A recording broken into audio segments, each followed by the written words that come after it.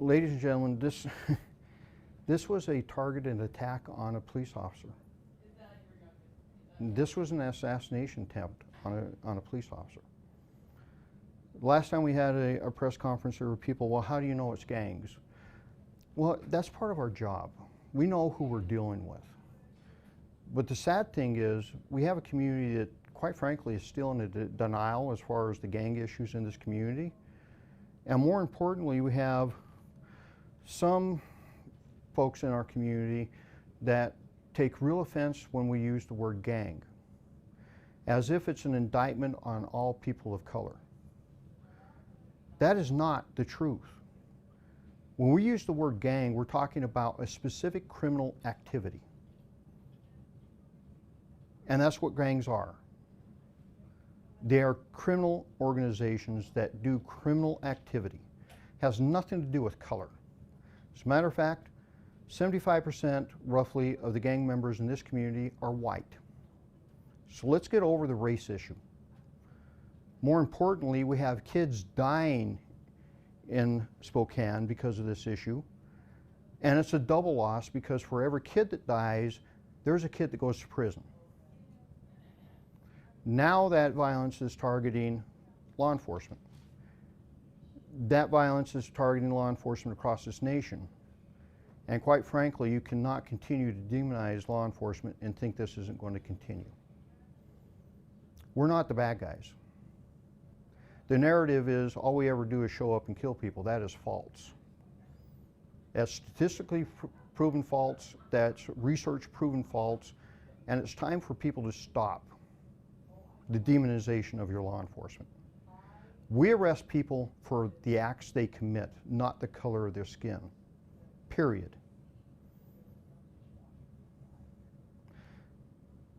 The video I'm about ready to show you is graphic. It's graphic in language. There's not too much you're going to see on the video that's horribly graphic as far as the video portion, but the audio is graphic. So those of you who are live streaming, for your audiences, if you have sensibilities to graphic language, you might want to turn this down.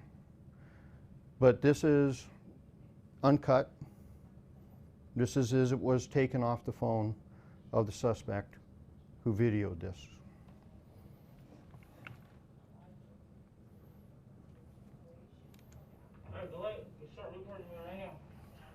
Hey, nigga, young ass shot, west side all kill, blood gang, nigga, I'm gonna show you bitch ass niggas how you done out here, nigga.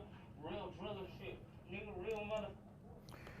Just identified his gang affiliations and the gang affiliations he's talking to on the west side. As you notice, as a semi-automatic rifle, 22 caliber. Fucking killer shit, nigga, check me out, blood. Watch this, nigga.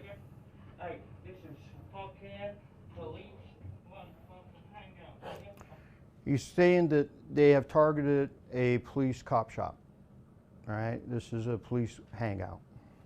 Oh, there's a cop right there, nigga. They've identified a police officer coming into the area.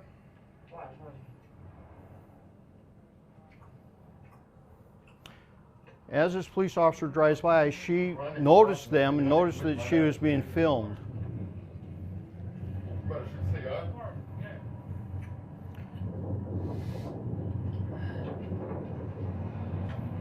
The officer is actively trying to get away from them right now.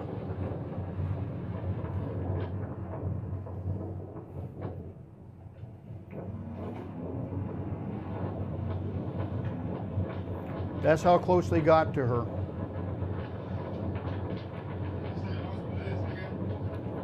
They're saying that she knows what's coming right now. You're going to start hearing gunfire right about here. Right there. That's when the other SPD officer came into view.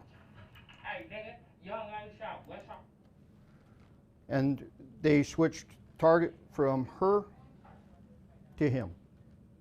And that's when the shots rang out. Again, uncut This is the way it went down. We're asking the community to start taking a hard look at what's going on in this community. There are many of you that know the violence that's going on. You know who is perpetrating this violence, and it's time for you to get some courage and help us end this. If they're willing to come after law enforcement, they're willing to come after any of you. And that needs to end. This is the United States of America. This is not some third world country. This will not be tolerated. This is what we're going after. And if you want to live this lifestyle, we're coming after you. Any questions? At the end of the video, so was the car on the right side or the other cop car? So the cop car was in front, and then there was like... I'm not quite sure where that is because of perspective, and I haven't read the entire report. You'll have to get a hold of the court docs, and I'm sure that they can tell you. Yeah. I think it was probably off to the left side of that portion, Gotcha. just based on the fact that where he was sitting. And he said 7 shots.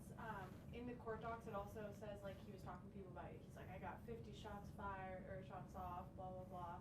Was that just like pretending to like lure the shots? I have no idea.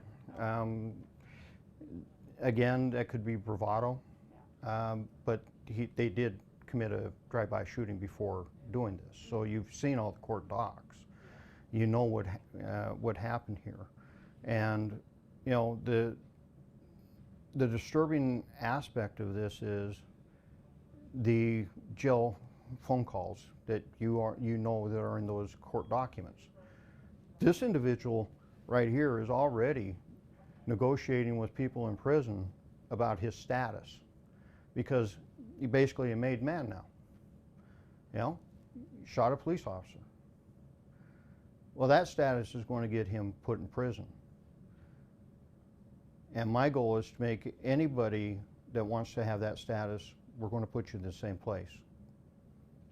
Are they from the west side? No, this is local. Sheriff, at what point did you guys make the connection that both Wynkoop and Ott were related to gangs? We knew that pretty much at the outset. Again, we know these people. We've arrested them before. We know their lifestyles. So we always take the added step to verify, to run it through. The state of Washington actually has an RCW that you have to meet before you can declare. We take that time, but we already knew who they were. We've already dealt with them before. Sheriff, after seeing this video, do you believe that Wynkoop and Ott were staked out after the drive-by shooting on Garland? I think the video just told you what they were doing. I mean, this is what they were doing. They came there to shoot a police officer. They came there specifically for that reason. You said that I think it was like 300 or so cops were shot last year. 316 police officers were shot last year. 73 of them died. Thank goodness for ballistic vests and modern, medical procedures, or we would have had a lot more police officers dead last year, and it would have rivaled 1970, 70, and about 72, 73, when police officers were being killed for the same reason, racial hate. We as a nation need to heal. We as a nation need to realize that it is a person's actions that get them in trouble, not their skin color. Have you seen an uptick, at least here, where you are being shot at more? We are. Again, the violence on the streets, we've been telling you about this since September of 20. In March of 21, Chief Meidel and I stood in this room and said, we got a problem. Some of the feedback from the more progressive side of our community called us racist for using the word gang.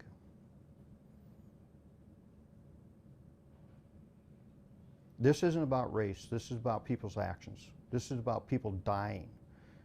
And more importantly, the people that are dying are young African American males. It's a double tragedy because young African American males are going to prison for that. So it's time for the community to step up. I have some hope because I met yesterday with some community members and I was told that they are going to meet this weekend and hopefully they will join us in getting this stopped. After yet another, shooting, have you seen at least your department have more fear of even just going out on the streets, doing their job? You know, we've lived with this anxiety, if you will, for 8 years now. Ever since the falsehood of Ferguson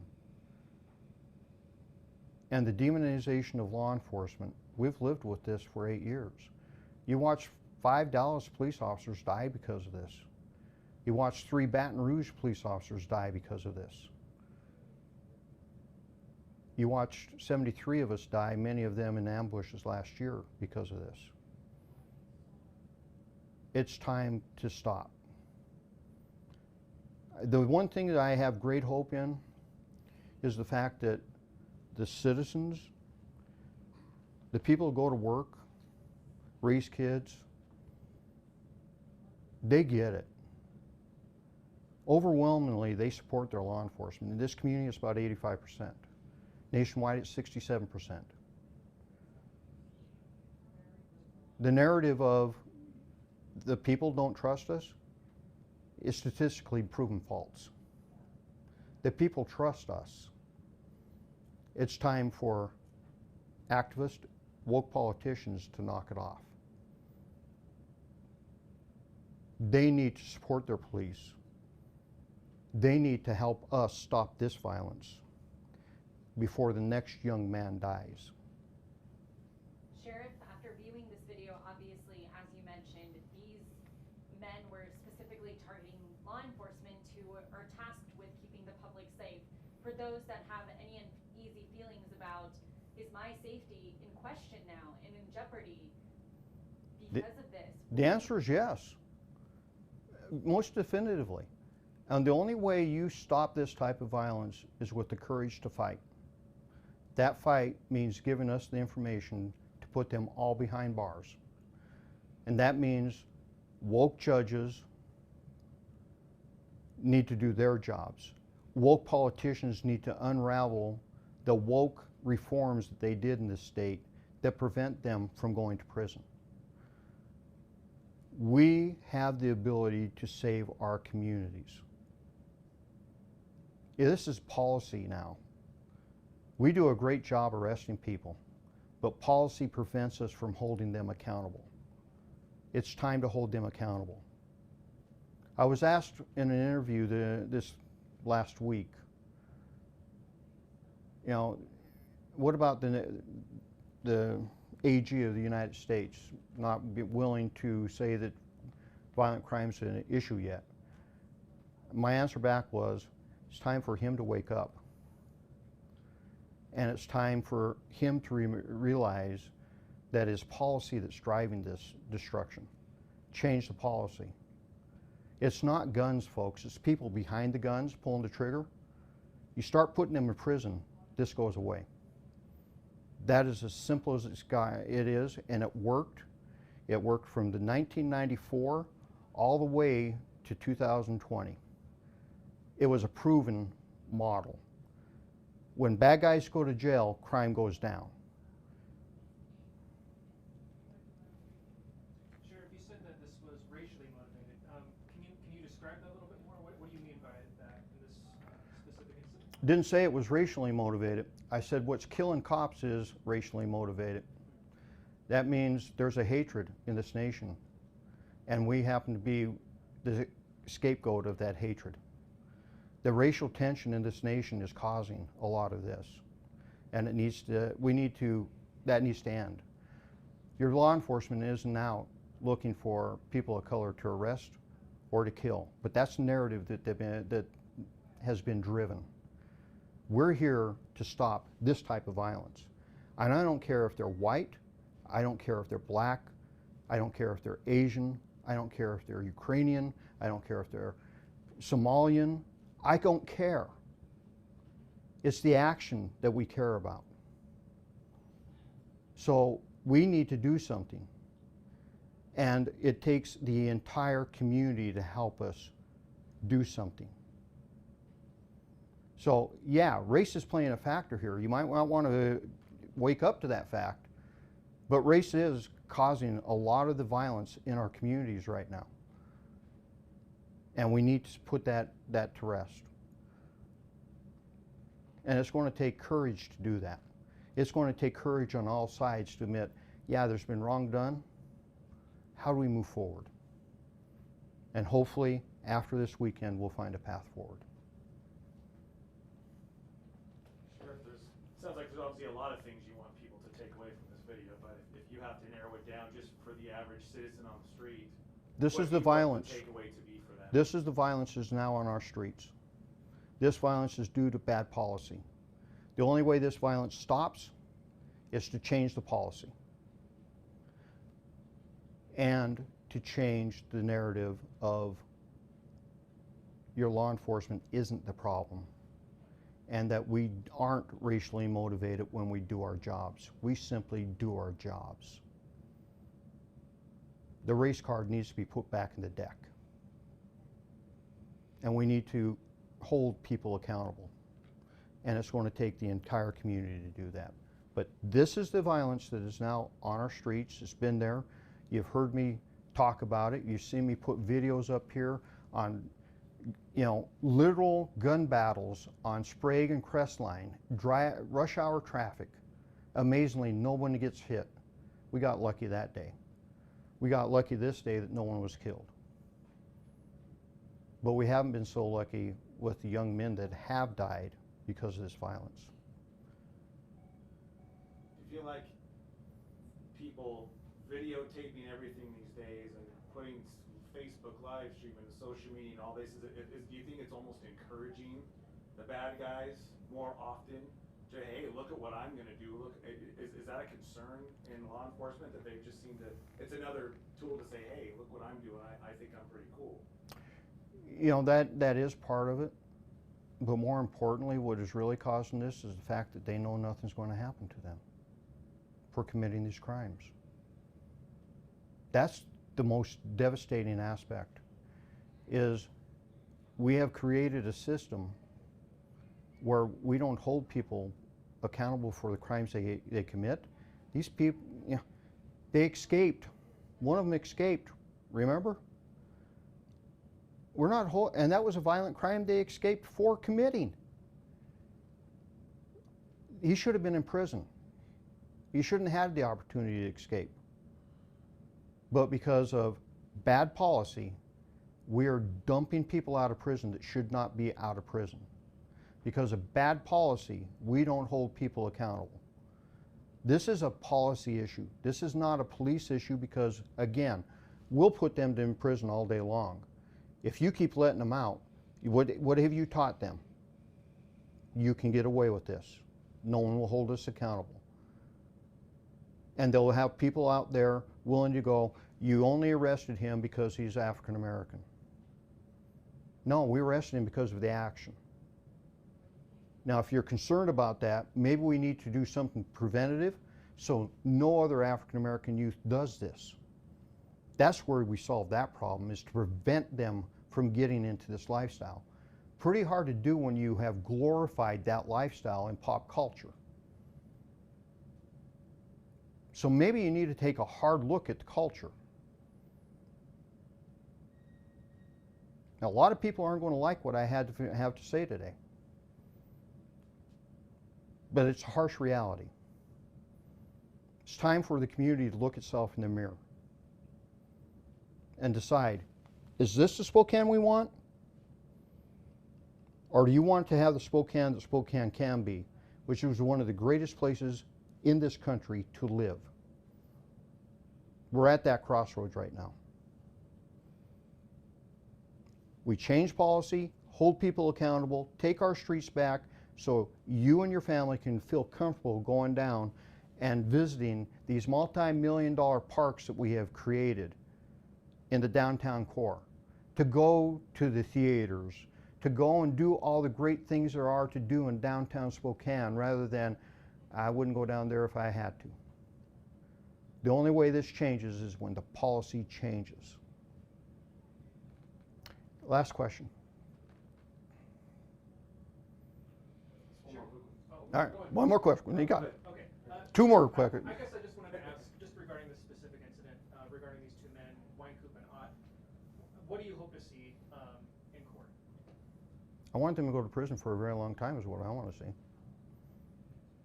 They need to be held accountable for this action, this blatant, premeditated, attempted murder. And this needs to be a message sent to all those who would try to do the same. If you do this, you're not going to come out. You will spend a very long time in prison, if not the rest of your life. That's the message that needs to be sent. There's no rehabilitation that's going to help here. Not especially when they start negotiating their status in prison before they get there. One more question? Yeah, oh yeah, I was just gonna say, you know, I mean, officers in general are trained to have your head on a swivel all the time, and that's part of the deal. When you see something this bold, are you hearing back from deputies that are like, I mean, is there an increased sense of now my head's even on a swivel even more? Is that even a thing? I mean, It is. Increased sense of that? It is, but you have to also remember, those of us that have been in law enforcement for 15, 20 years, last 8 years, this is what it's been like for us, nationwide.